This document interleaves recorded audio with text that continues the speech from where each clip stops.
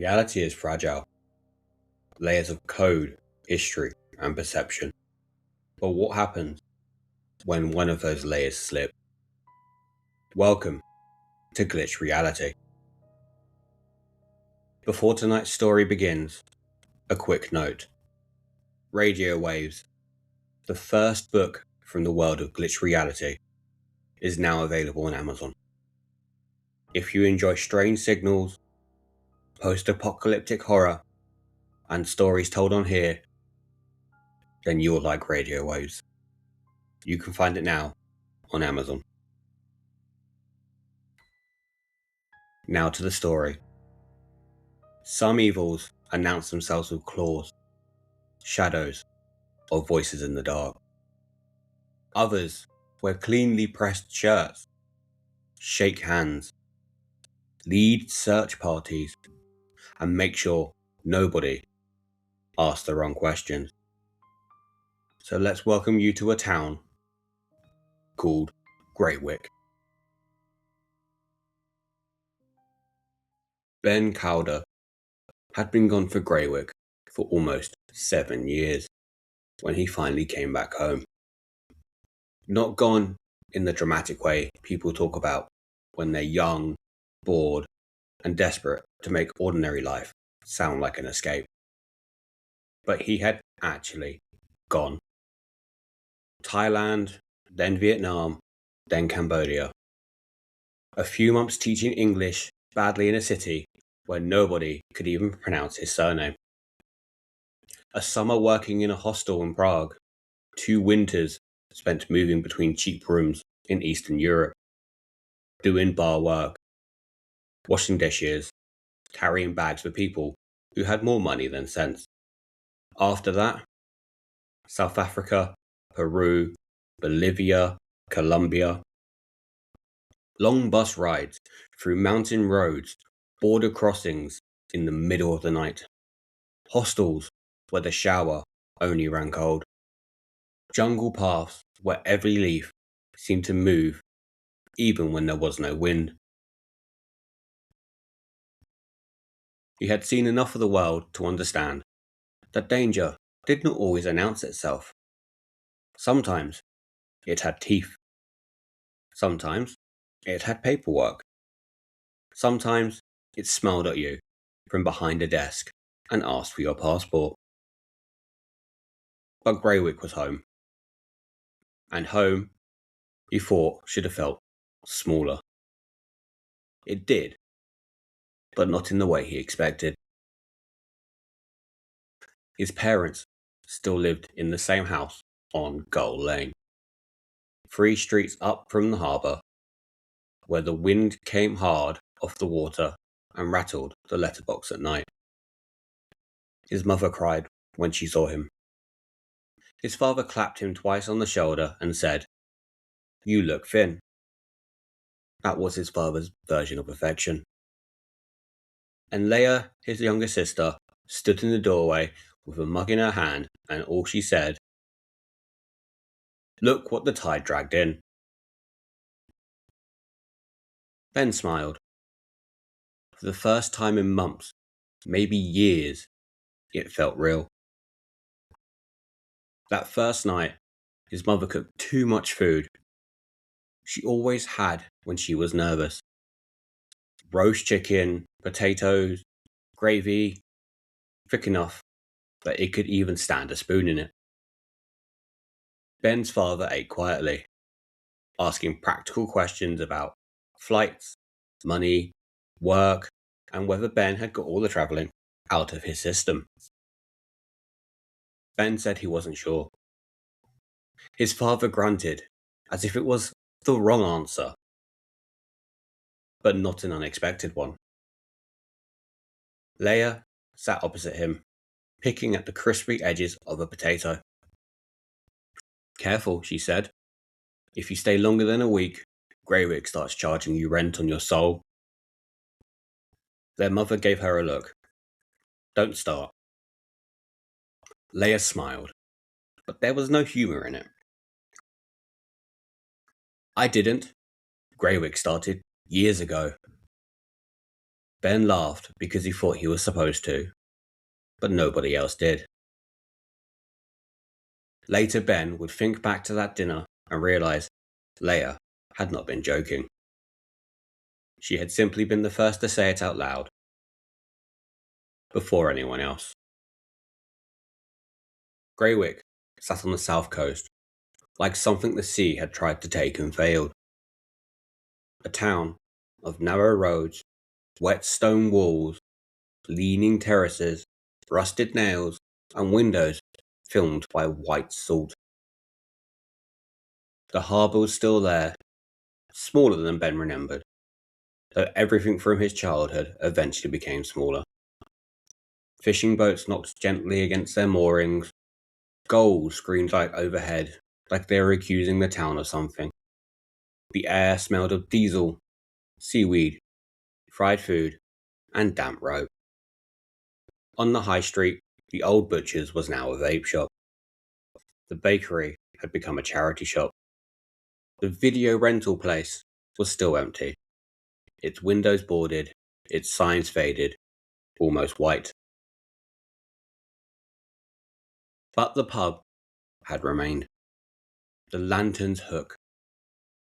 Low ceiling, dark beams, old photographs of fishing crews on all the walls. A brass bell above the bar no one was allowed to ring unless someone had died or returned from sea. Ben had never known anyone to return from sea, but he had known plenty to not return. He walked through the town on his first morning back, alone, while Leah was at work and his parents moved carefully around their house, trying not to seem too pleased he was there. He passed the corner shop, the betting shop, the chip shop with the paint peeling off around the windows. A bus shelter scratched with names of people who had either left Greywick or been swallowed by it. Near the public toilets, a notice board stood beneath the wrapped plastic cover. Darts fixtures, charity raffles, lost dogs, yoga in the church hall, tide times. And beneath it all, half hidden under a faded poster for a summer fair that had wrapped up nearly 2 years ago, Ben saw the corner of the face. A printed eye, part of a cheek, and part of a word. Missing. The rest had been covered up. Not torn down, not removed, but covered. As if Greywick did not erase things, it simply put newer, easier things on top. Ben lifted the edges of the fair poster, but the paper beneath it stuck to it, damp, and the face slightly tore. So he let go. Across the road, an old woman carrying her shopping stopped to watch him. When Ben looked at her, she looked away. This was the first time Greywick felt less like a place he had come to, and more like a room where a conversation had stopped just before he entered. And of everyone in that town, Leah seemed to be the only one still willing to admit there had been a conversation at all. Leah had always been the one who said things before anyone else was ready to hear them. She was 2 years younger than Ben, 28 now, but Ben still had to remind himself of that.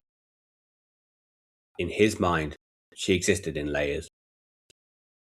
Leah at 6, refusing to eat pears. Leah at 11, chasing him with a dead crab on their beach. Leah at 15, smoking behind the bus shelter and swearing him to secrecy. Leah at 21, drunk on cheap wine, telling him he was a coward for leaving, but she would miss him anyway. Now she wore her hair shorter, had faint lines around her eyes, worked part-time at a surgery and part-time at a care home because Greywick offered its residents very few ways to live, and many ways to slowly give up. She did look pleased to see him, but also tired. Everyone in Greywick looked tired. That was one of the first things Ben noticed. Not old, not sick, just worn down, as if the town had been leaning on them for years. For 2 days, nothing happened. Or rather, nothing happened that Ben knew how to name.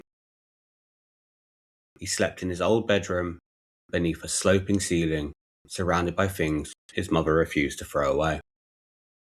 School certificates, old books, a cracked plastic trophy from an under-13s football tournament where he had spent most of the match on the bench. He ate meals at the kitchen table, listened to his father complain about the council, helped his mother fix the broken latch on the back gate. He walked through the town with Leah, both of them pretending the years between them had not happened. On the second afternoon, they bought chips and sat on the sea wall. The tide was out. Mud flats glistened beneath a grey sky. Ben pointed towards the cliff path at the very end of the promenade. "We could walk up there tomorrow," he said, "like old times." Leah looked at him over the rim of her coffee. "Like old times? What are you on about? I never liked those cliffs." "You used to come with me all the time," Ben replies. "Because Mum would make me." Leah looked towards the headland, where the path climbed, and there was wet grass. "I hated the drop, hated the wind, hated the way everyone said it was safe if you stayed back, like edges don't move when you're not looking." Ben laughs. Leah did not. "You really hated them?" "I still do." He remembered then, not clearly, but enough. Leah, as a child, walking too far from the edge. Leah refusing to look down, and Leah gripping his sleeve when the wind was picking up. It's funny, the things that memory files away as unimportant until it isn't. Leah threw a chip at a goal and missed. The goal screamed anyway, offended by the attempt. "You've gone all worldy," she says. "Have I?" "Yeah, you do this thing now." "What thing?" She narrowed her eyes and looked out across the mud flats, mimicking badly. "This place has many ghosts. I have walked through many lands, and I know the shape of danger." Ben laughed properly. "I do not sound like that." "You absolutely do.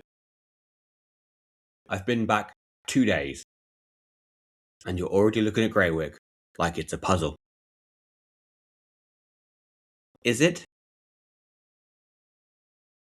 Leah's smile fades a little bit.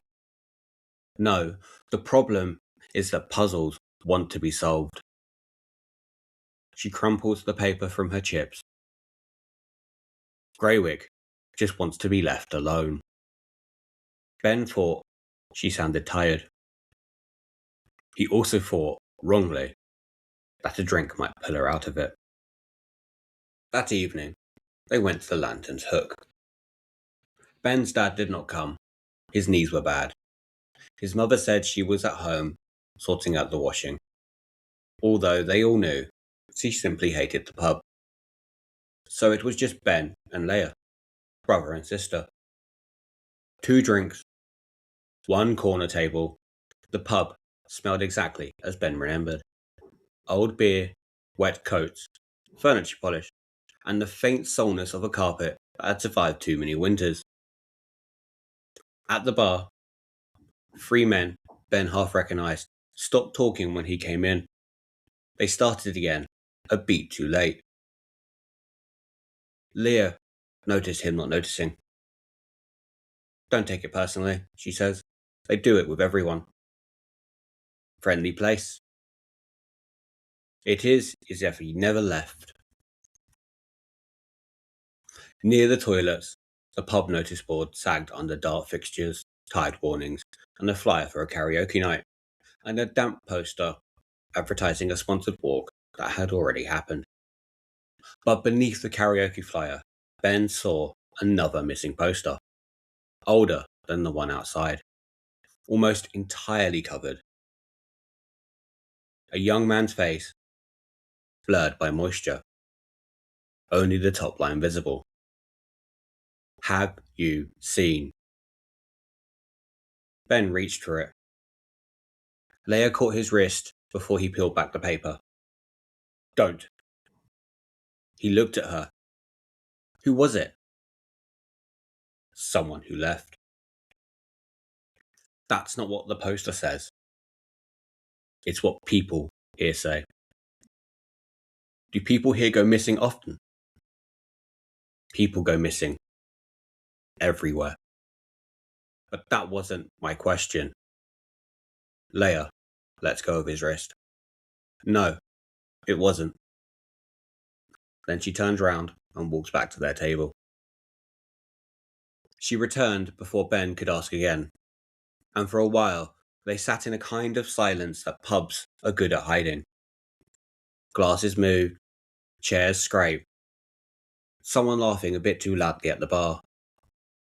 And then Ben saw the photograph by the fireplace. A framed photograph hung above the fireplace. Ben leaned slightly to read the plaque beneath it. Arthur Vale, retired Detective Superintendent, presented in recognition of outstanding service to Greywick and the surrounding district. In the photograph, Arthur Vale stood in a dark suit between two uniformed officers, one hand resting lightly on the shoulder of a young man that Ben did not recognize.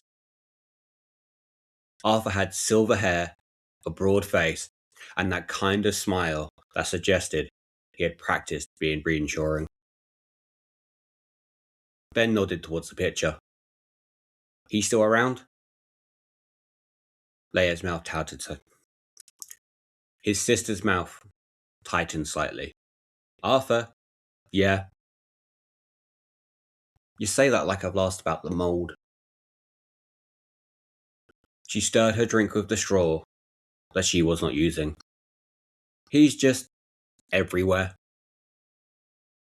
Everywhere how? Neighbourhood meetings, search committees, charity things, school talks. If someone's fence blows down, Arthur knows. If someone's kid gets arrested, Arthur knows. If someone's mum falls over in the shop, Arthur somehow knows to be there before the ambulance. He sounds helpful. Yeah, Leah said. That's what everyone says. Ben looks at her. But before he could ask more, the pub door thunders open. Cold air moved through the room, and in walked Arthur Vale. He was older than in the photographs, obviously. Late 60s maybe, but not weakened. He had the solid build of a man who still believed rooms arranged themselves around him. His silver hair was combed neatly back. His coat was dark wool. His shoes were polished despite the rain outside. The conversation shifted when he entered. Not stopped, but shifted. People sat straighter, smiled quicker, made space without being asked. Arthur spoke to the landlord by name and asked about someone's mother. Placed a hand on a man's shoulder and squeezed. Everything he did looked kind from a distance. That's what Ben would remember later. How normal kindness looked when worn by the wrong person. Arthur saw Leah first. Leah, he says warmly. Still keeping this town alive, are you? She smiles through her mouth. Trying, Arthur. Still doing those late nights at the care home? Her smile flickers. Sometimes. You be careful now walking home in the dark. Not much lighting down some of these roads.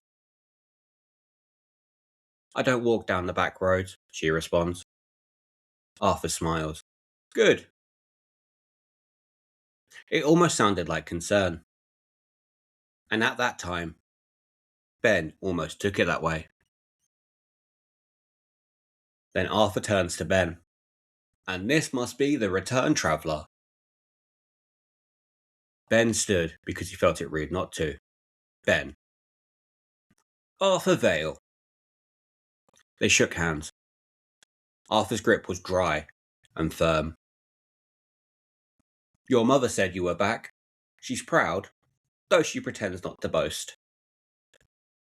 That does sound like Mum. Arthur looked over him. Not obviously, not rudely, but completely. Thailand, was it? And a few other places. Good for you. See the world while you can, while your knees can still handle it. Arthur laughs. And Ben laughs too. Leah did not. Arthur bought them both a drink before they could refuse. They moved on to another table where an elderly man immediately began telling him about a planning application. Ben watched him go. He seems alright. Leah took a drink. That's the first thing about Greywick. Everyone seems alright. Later that night, walking home through the wet streets, Leah said something else. Something Ben almost forgot. They were passing the tunnel by Mill Road, where the houses thinned and the streetlights became less reliable. Leah nodded into the darkness. Do you remember the cold mill? Ben frowns. The old watermill? Yeah. Barely. We used to dare each other to go near it. You dared me. I was sensible. You threw a stone at the window? I was 12. You said it was haunted. It felt haunted. Leah pulled her coat tighter. Still does. Ben looked down that road. Beyond the last line of houses, the trees leaned together in the darkness. The old watermill stood beyond them, beside the stream that ran down from the woods out towards the marsh. Nobody used it. Nobody had used it for decades. Why bring it up? Leah shrugs. I went past it last week. Why? Shortcut. To where? She hesitated. Doesn't matter. Leah. There were lights. In the mill. Maybe. Kids? Maybe. She looked back towards the town and just said, forget it. So he did. Almost. The next afternoon, Ben saw Arthur save the town. That's how it felt anyway. Dramatic? Maybe. But Greywick had a way of making small public incidents feel like weather systems. They rolled in, got everyone's attention, and then broke over a few streets. It happened outside the cash shop. It happened outside the shop. Ben had gone in to buy milk because his mother insisted the one in the fridge had turned funny, even though it tasted just like milk to him. When he came out, a young man was shouting near the cash machine. Ben did recognize him vaguely. Danny? Older now, heavier in the face, but still with the same restless energy he had at school. The kind of man who looked like he was always half a second away from either laughing or singing. A broken bottle lay near the curb, and a woman stood near the shop door, clutching her shopping bag to her chest. The cashier was watching through the glass, phone in hand, but not raised. Danny was crying. That was the first thing Ben noticed.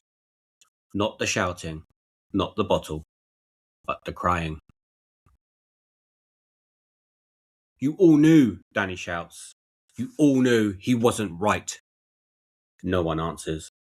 You all pretend you don't, but you do. A few people had gathered at a safe distance, not close enough to help, but close enough to watch. Then Arthur arrives. No hurry, no drama. He walked across the road with his hands visible at his sides. Danny. That was all. Just his name. And Danny stopped as if someone had put a hand around the back of his neck. Arthur did not grab him. He did not threaten. He did not raise his voice. He simply stood in the front of him and became the centre of the street. Come on now, Arthur says to Danny. Danny wiped his face with the back of his hand. You don't get to. I said, come on. Still gentle, still calm, but that sentence had weight. Danny looked around, at the watching faces, at the cashier, at Ben, and at Arthur. Then he lowers his head. Arthur stepped closer, took the broken bottle from the pavement using a handkerchief, and put one hand on Danny's shoulder. There we are. No harm done. The woman by the door started crying. Arthur turned to her. You all right, Christine? She nods. Good. Go on inside. I'll have a quick word. And just like that, the street exhaled. The cashier lowered his phone, and people began moving again. A van engine started. Someone laughed too loudly. And Arthur guided Danny away with one hand on his shoulder. Not forcing him. Not quite. And as they passed Ben, Danny looks up. And for a moment, his eyes were clear. Terrified. Then Arthur said, Eyes front, Danny. And Danny looks away. Ben told Leah what he had seen. They were sitting in the kitchen, waiting for the kettle to boil. Maybe you were wrong about him, Ben said. Leah turned slowly. About Arthur. He calmed down Danny, and everyone else just stood there. That's what he does. Helps? No. Leah leans against the counter. He makes you grateful he's watching. Ben frowns. That's a bit harsh, isn't it? Danny was kicking off in the street. Leah looks towards the window. Beyond it. Gold Lane shone wet beneath the streetlights. Danny's brother went missing 4 years ago. Ben had said nothing. Officially, he left. Unofficially, people stopped saying his name because it made Arthur uncomfortable. The kettle clicked off. Leah did not move to pour it. Danny wasn't wrong, she said. He was just too loud. Ben wanted to ask what Danny had been right about, but Greywick gave him something else to look at first. The first disappearance happened 4 days after Ben came home. Her name was Mira Tallow. 23, worked mornings at the cafe by the harbour and evenings behind the bar at the Lantern's Hook, where they were always short-staffed. Ben remembered her vaguely, as a child with scraped knees and a laugh too loud for church halls. Leah knew her a bit better. Not well exactly, but well enough. She sometimes came into the surgery to collect prescriptions for her grandmother. Sometimes helped out at the care home. She always spoke too fast, always seemed half-packed, as if one day she might simply leave, because one sentence and the next. She wanted out. Leah said what they heard. Out of Greywick. Out of everything. Greywick makes you... Mira was last seen leaving work after closing. By breakfast, The next morning, everyone in the town knew. By midday, everyone had an opinion. Ben had heard 3 different versions before lunch. She had gone to Amsterdam. She had met someone online. She was depressed. She was always being dramatic. By 3 o'clock, posters had started appearing in shop windows. By 4, Arthur was on the high street, speaking to her mother with his hand on her shoulder and a face arranged in perfect symphony. Ben watched from across the road. Arthur stood beside 2 uniformed police officers, who looked young enough to have once been given talks by him in school. He listened, he nodded, he didn't rush anyone. People gathered around him, the way people gather around candles when the power goes out. Arthur's going to organise the search, Ben's mother said that evening. She said it like it sold something. Ben's father nodded. Best man for it. His sister said nothing, and Ben looked at her. She was pushing the peas around her plate. What? He asked. Nothing. But later, when they were washing up, she spoke to him quietly. People always vanish. Better. People always vanish better once Arthur's in charge. Ben turns off the tap. What do you mean? Leah takes the towel from him. It means I'm tired. The search for Mira lasted 2 days. Volunteers gathered outside the Lantern's Hook. Arthur stood on the bench with a clipboard and divided people into groups. Beach, harbour, cliff path, industrial estate, routes out of town. He was calm, efficient, gentle with her parents, but stern with anyone who tried to make the search about themselves. Ben joined one of the groups, out of guilt more than hope. They found nothing.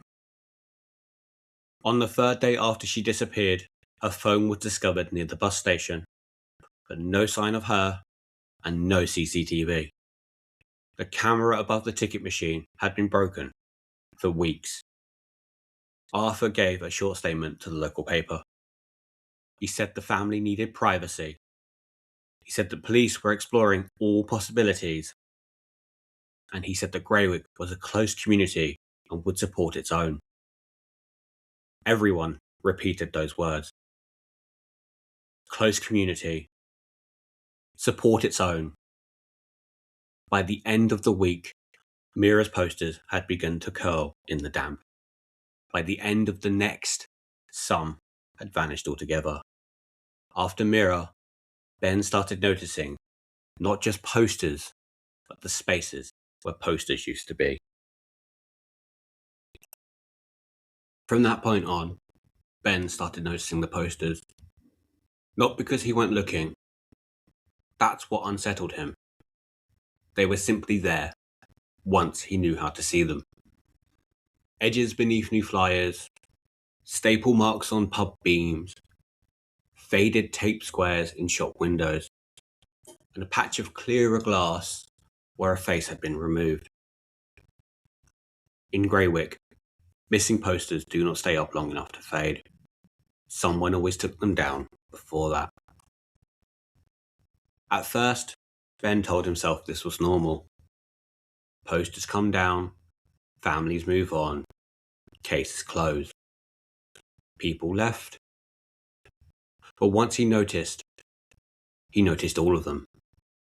A young man beneath a notice board about bin collection changes.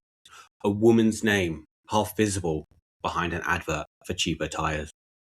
A photocopied face on the community board outside the church, hidden almost entirely by a flyer for the Christmas market. The dates were different, the faces were different. But one word always stayed the same. Missing. He asked his mother about it in the morning.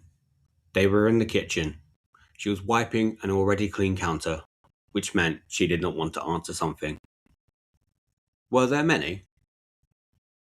Many what? People who went missing. Her hand slows to an almost stop. Don't start digging in old sadness, dear. I'm not digging. That's what exactly people say when they're digging. Leah says people leave. Leah says a lot. But is she wrong? His mother wrung the cloth in the sink. Greywick is the kind of place that people leave if they can. Some do it properly, and some don't. What does that even mean? It means don't go filling your head with other people's grief. You've only just come home. Then she changed the subject to laundry. Ben let her, but he remembered the way she had looked towards the window before answering, as if she expected someone to be standing outside, listening. A few days later, another face joined the ones that Greywick was already trying to forget. The next disappearance happened 11 days later. Callum Reed, 19, worked when he had to, slept sometimes in a van near the boatyard, had a temper, people said, had trouble written all over him, people said, was probably dealing, people said.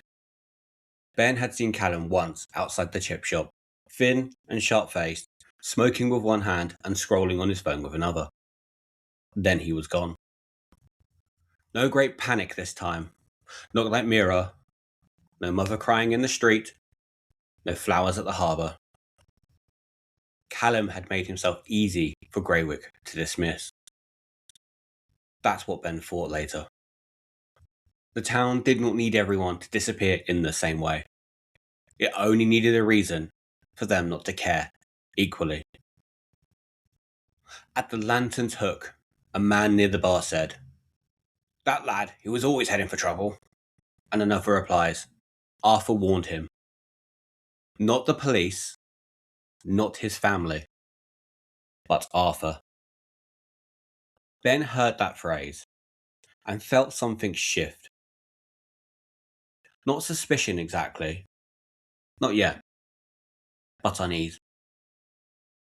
The kind that makes you look twice at a locked door. That night, Ben and Leah argued. Not badly, not shouting.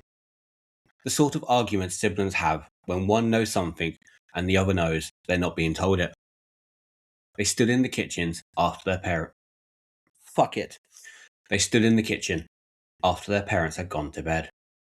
Rain was tapping against the window above the sink. "What is with Arthur?" Ben asked. Leah was slowly drying a plate. "You've been back 5 minutes. So? And now you think you see everything." "No, I think everyone acts strange when his name comes up. Everyone acts strange because this town is strange." That is not an answer. Leah puts the plate down. He was a copper for 30 years. He knows everyone's secrets. Half the town owns him a favour, and the other half is scared they might need one. Are you scared of him? She looked at Ben then. Really looked. I'm scared of how normal he makes things sound. But before Ben could answer, she said something else. I saw Callum near the cold mill. When? A few days before he went missing. Why didn't you say? To who? Arthur? The word sat between them. She picked up another plate. I'm probably wrong. Leah? I said forget it. But he didn't. Not this time. Later that night, Leah knocked on Ben's bedroom door. He was awake, lying beneath the sloped ceiling, listening to rain tap against the glass. Yeah? She opened the door, but did not come in. For a second, she looked younger. Not child young, just tired young. like someone who had run too long and forgotten why. Do you ever regret leaving? She asks. Ben sits up. Sometimes. Really? Yeah. She leans against his doorframe and simply says, I regret staying. He did not know what to say. That was the problem with coming home after years away.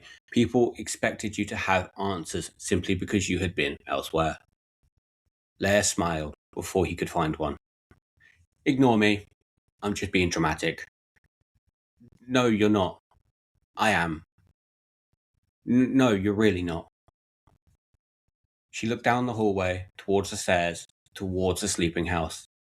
Then she says, if something happened here, Ben, people will tell you it was always going to. They're good at that. What does that mean?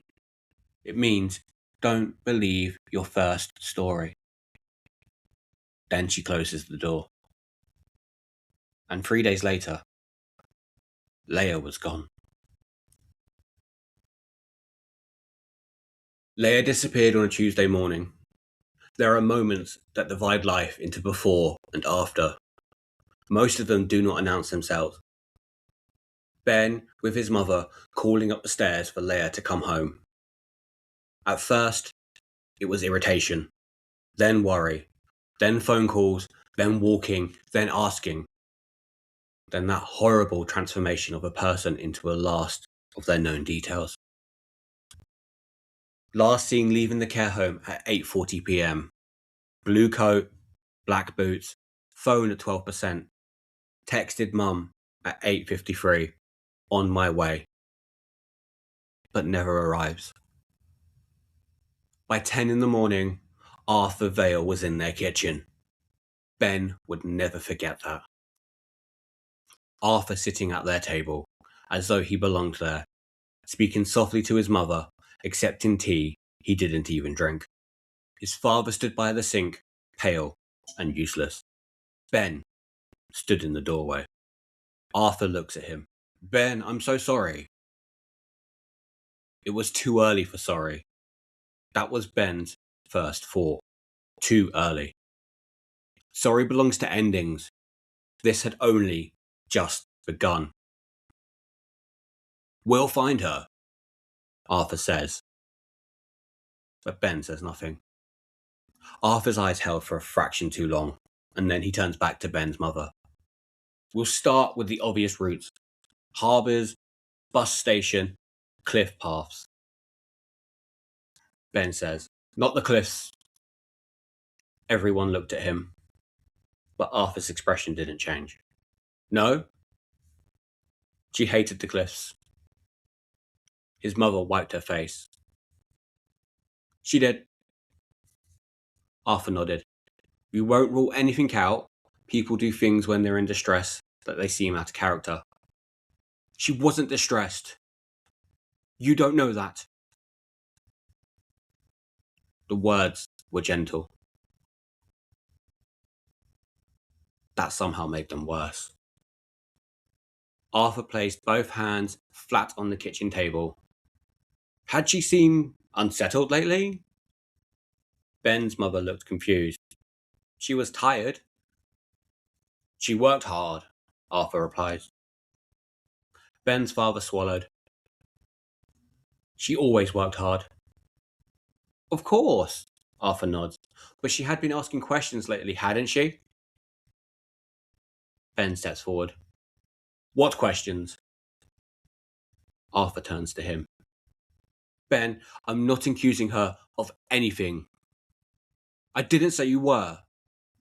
She was a bright woman, sensitive. People like that carry more than they show. She wasn't carrying anything. Arthur's face softened.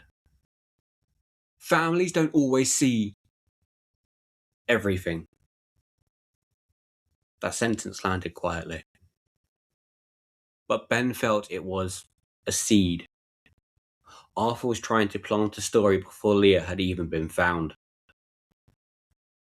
Arthur stood. Let us help Ben.